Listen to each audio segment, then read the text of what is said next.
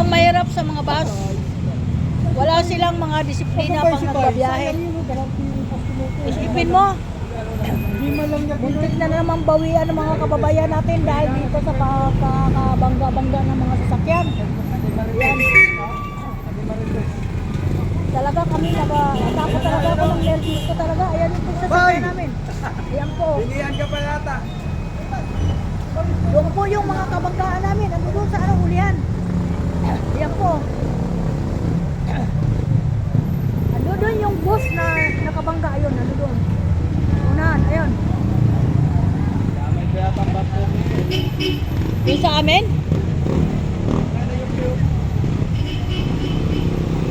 Ayan, nayupi po yung likuran ng inuba namin. Nayupi po.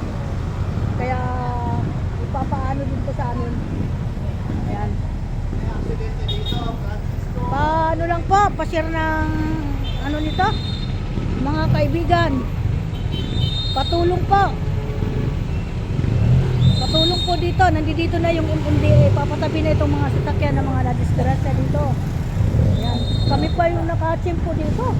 Diyos ko, yun ang mahirap. Ayaw ko talaga may mangyari talaga sa pagbabiyahe ko ng ganito.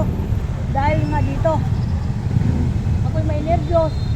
Na matagal na naman ako di ano dito. Ayan.